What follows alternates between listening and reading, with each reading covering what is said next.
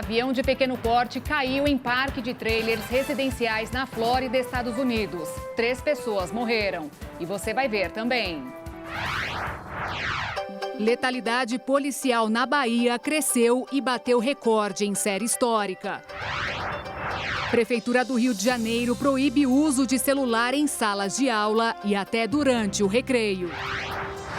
Novo censo do IBGE mostra de forma mais detalhada onde está a população brasileira, cidades com mais domicílios do que pessoas e lugares que simplesmente ninguém mora. Tudo isso e mais você confere a partir de agora no Jornal das 18h30.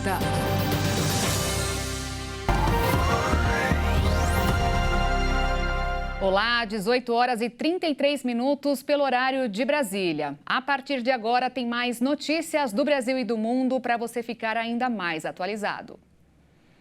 O IBGE divulgou pela primeira vez as coordenadas geográficas de todas as espécies de endereços do país. Esses dados mostram de forma mais detalhada onde está a população brasileira. Pelo menos 18 cidades onde há mais domicílios do que pessoas e também lugares que simplesmente ninguém mora no Brasil.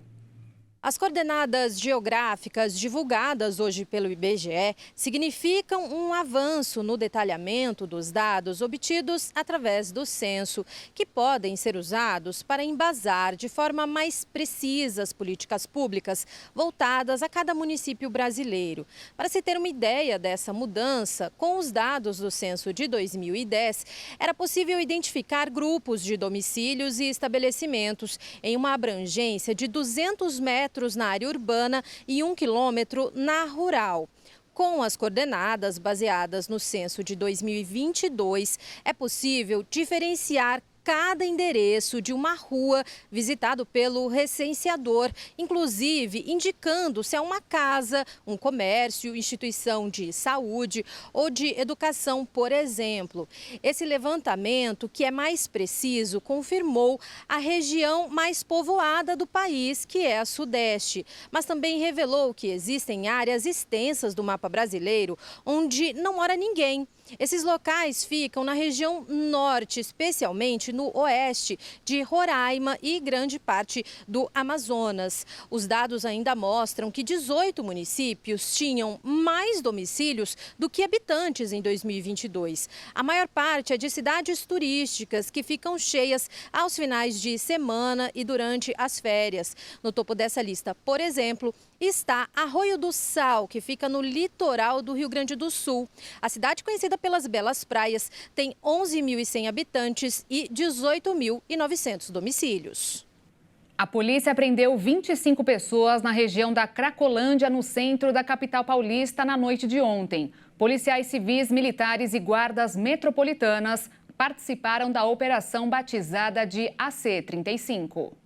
Entre os presos, 24 foram detidos em flagrante por tráfico de drogas, associação criminosa e receptação. Segundo a Secretaria de Segurança Pública, 3 deles já haviam sido presos em agosto do ano passado, em uma outra fase dessa mesma operação. Além dos flagrantes, a polícia prendeu uma mulher que era procurada por tráfico de entorpecentes. Os agentes também fizeram a identificação por meio de biometria de 985 pessoas que estavam no chamado fluxo. Esta foi a primeira fase da Operação AC-35 em 2024. No ano passado, 8 fases foram realizadas, o que resultou na prisão de 100 pessoas em flagrante. De acordo com a Secretaria de Segurança, o objetivo da ação é reprimir o tráfico e localizar criminosos foragidos na região onde se concentra o fluxo de usuários de drogas da Cracolândia.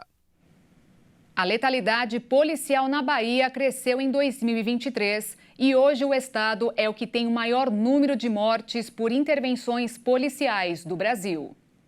Os dados foram divulgados pelo Ministério da Justiça e Segurança Pública. De acordo com os números, a Bahia apresentou crescimento de 15% na letalidade policial no ano de 2023, em comparação com o ano anterior. Em 2022, foram 1.468 mortes em ações policiais. Já em 2023, 1.689 pessoas morreram. Aumento considerado recorde, desde que os dados começaram a ser apresentados pelo governo do estado da Bahia em 2008. A Bahia, neste momento, é considerado o estado com mais número de mortes em intervenções policiais, seguida pelo Rio de Janeiro, Pará, Goiás e São Paulo. De acordo com o secretário de Segurança Pública do estado da Bahia, esse aumento aqui no estado tem a ver com as ações policiais contra facções criminosas que atuam no tráfico de drogas. Em contrapartida a este aumento no número da letalidade policial, houve redução nos outros números. Os crimes de homicídios dolosos teve redução de 6,4%. Além deste, houve redução também, apesar de pequena, na quantidade de latrocínios, roubos seguidos de morte, também de lesões corporais seguidas de morte e feminicídios. Pesquisadores da Universidade Federal de Minas Gerais desenvolveram uma plataforma de imunização contra variantes da Covid-19. Baseada em DNA encapsulado em nanopartículas lipídicas, a tecnologia já teve a eficácia comprovada em testes realizados em animais e agora está sendo adaptada para atuar contra a chikungunya. Os resultados demonstraram eficácia comprovada em testes realizados em animais e está sendo adaptada para atuar contra a chikungunya. A proposta é elaborar uma vacina mais estável que apresenta um custo inferior aos imunizantes atuais com ácido ribonucleico produzidos pelas empresas Pfizer e Moderna. Diversas composições foram elaboradas pelos cientistas em busca daquela nanopartícula que proporcionasse maior eficácia na imunização. O produto passou por avaliações pré-clínicas com 2 doses em hâmsteres e ratos em um intervalo de 21 dias. Os cientistas agora direcionam seus esforços para combater a chikungunya e sua efetividade em animais, prevista para terminar no final do ano. A proposta busca reduzir tanto o tempo quanto os custos do processo para essas e outras vacinas.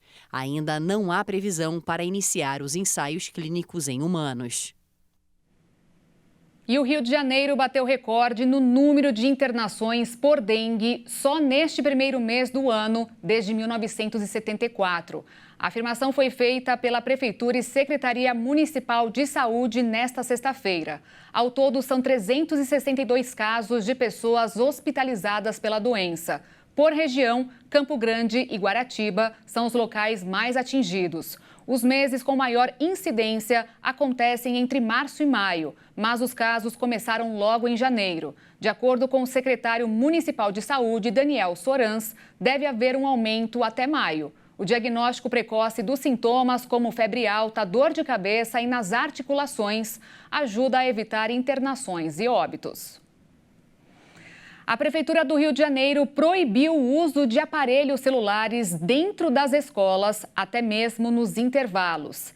Desde agosto, o uso dos aparelhos era proibido dentro das salas de aula, sendo liberado somente no recreio. Porém, a partir de março, nem isso será permitido. A decisão veio depois de uma consulta pública aberta em dezembro, em que 83% dos respondentes concordaram com a restrição. O decreto do prefeito do Rio, Eduardo Paes, publicado no Diário Oficial, entra em vigor em 30 dias. E com o avanço cada vez maior das inteligências artificiais, o risco de perder o emprego é o que mais preocupa os trabalhadores.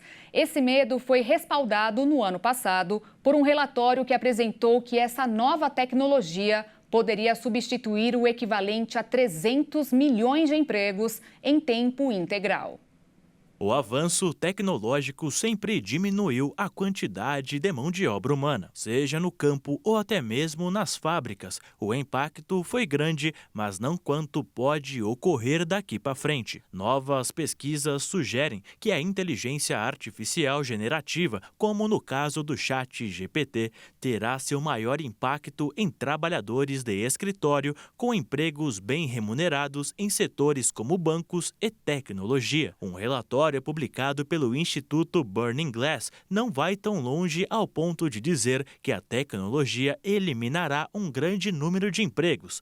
Contudo, explora que os trabalhadores precisam se preparar melhor para um futuro em que a IA possa desempenhar um papel significativo em muitos locais de trabalho. Um dos exemplos é na área de tecnologia. O impacto pode ser significativo ao ponto dessas pessoas serem substituídas pela inteligência artificial.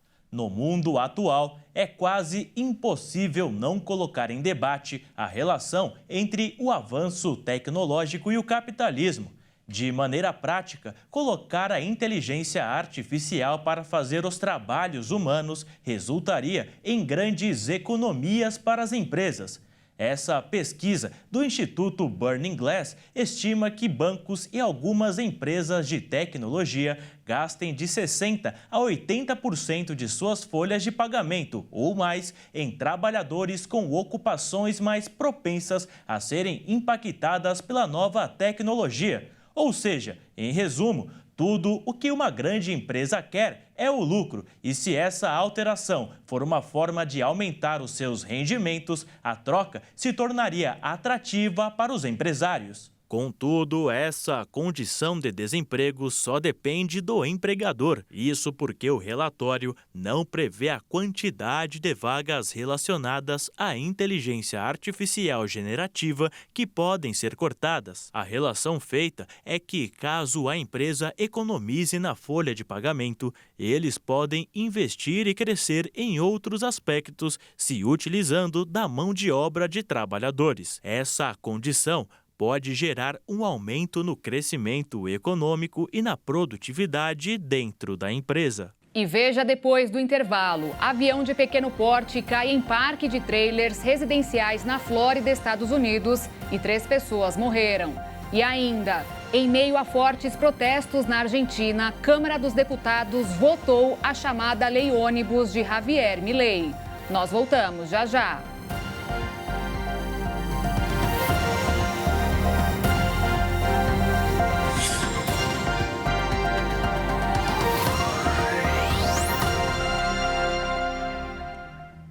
Estamos de volta agora às 18 horas e 46 minutos.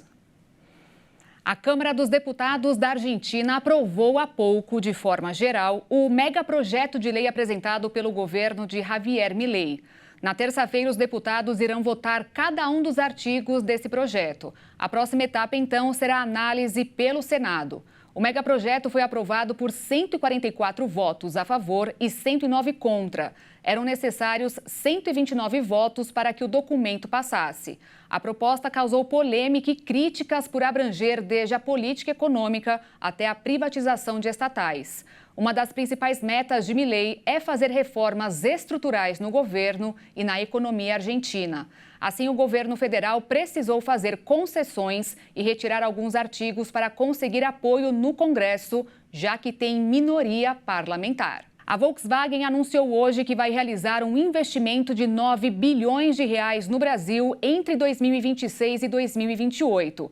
O valor se soma aos 7 bilhões já previsto entre 2022 e 2026, totalizando 16 bilhões de reais pela montadora no país. Os investimentos serão voltados à inovação em tecnologia da marca. Até 2028, a expectativa é lançar 16 novos veículos no Brasil, incluindo híbridos e EVs. Em nota, a empresa alemã diz ser a montadora com maior investimento no Brasil após a pandemia. O avanço da inteligência artificial desafia o cenário político no Brasil e gera preocupações com relação às fake news em período de eleições. Ferramentas para a produção de deepfake, que permite a criação de vídeos e áudios falsos, por exemplo, estão mais acessíveis e modernas, com resultados cada vez mais realistas. Embora a manipulação de informação relacionada à política não seja novidade, a dificuldade é de lidar com o problema, porque pode aumentar com o avanço da tecnologia, pois é capaz de manipular um número maior de eleitores espalhando a mentira e a desinformação. Segundo especialistas, as imagens criadas por inteligência artificial se tornaram quase indistinguíveis das reais e não se pode mais acreditar no que se ouve ou vê nos dispositivos eletrônicos. E completaram dizendo que é preciso pesquisar e checar a veracidade das informações antes de compartilhá-las. Em dezembro do ano passado, a Polícia Federal começou uma investigação sobre um caso de deepfake no estado do Amazonas. De acordo com a instituição, uma das análises de áudio comprovou a manipulação por meio de inteligência artificial de um arquivo atribuído ao prefeito de Manaus, David Almeida, que vai tentar a reeleição para este ano.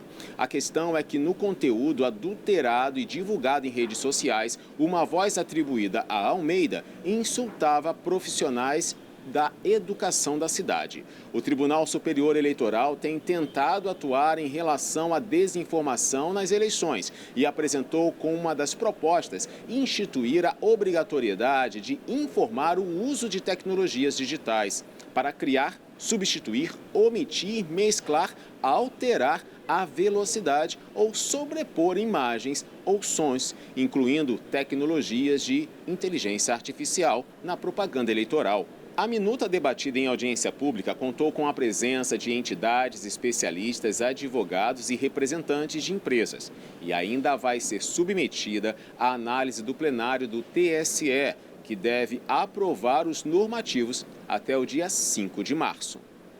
Um avião monomotor caiu em cima de um estacionamento de trailers no estado da Flórida, Estados Unidos. Segundo a Administração Federal da Aviação do país, 3 pessoas morreram no acidente: o piloto do avião e 2 pessoas que estavam no chão.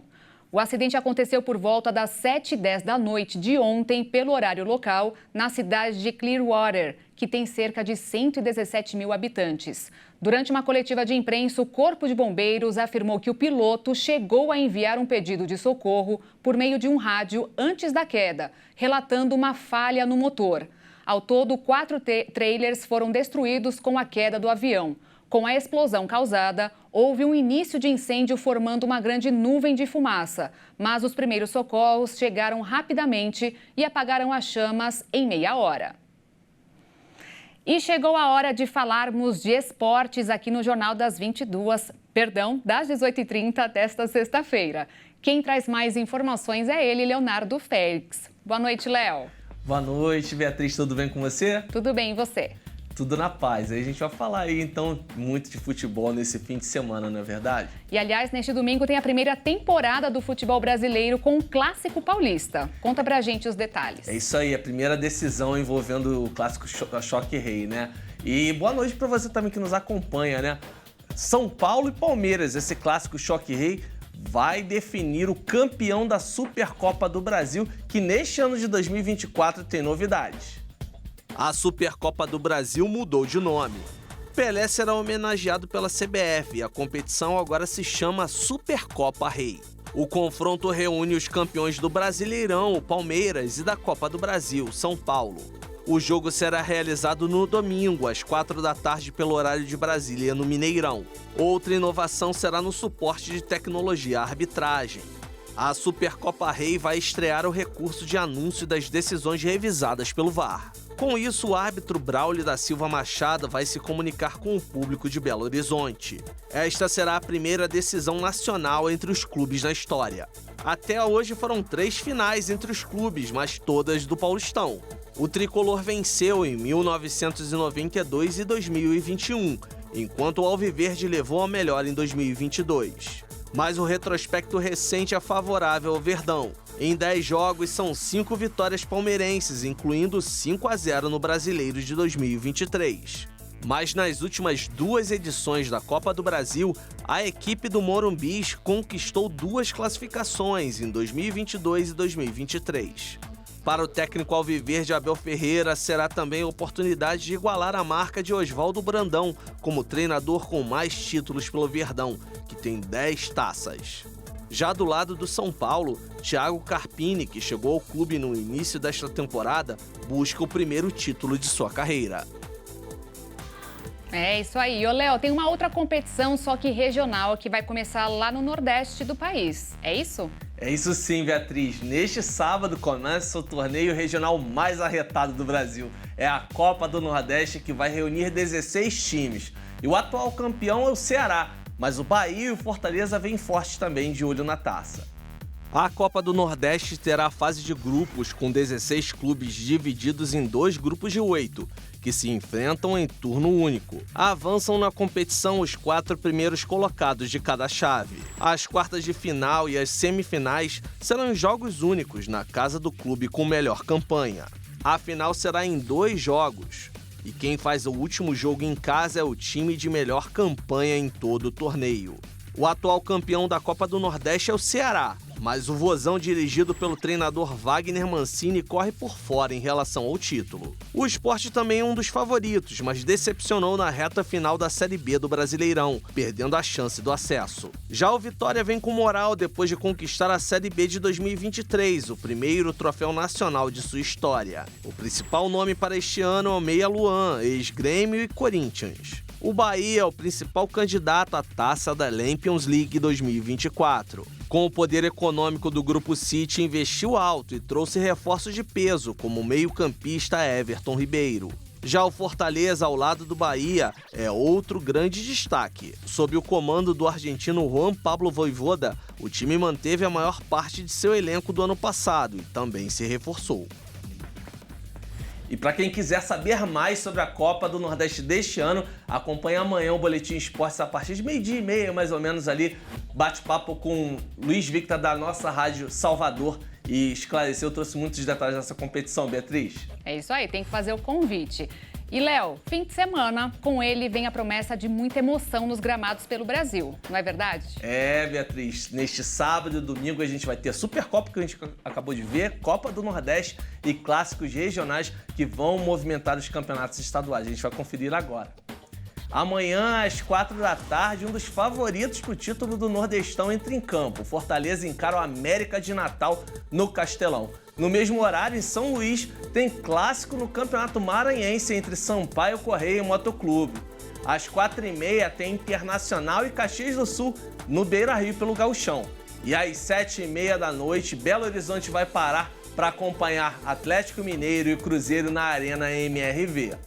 Dando sequência, a capital mineira também vai receber outro duelo regional, só que esse valendo pelo primeiro título da temporada do futebol brasileiro. É o clássico Choque Rei Palmeiras e São Paulo, que vão se enfrentar 4h no Mineirão, valendo a Supercopa do Brasil.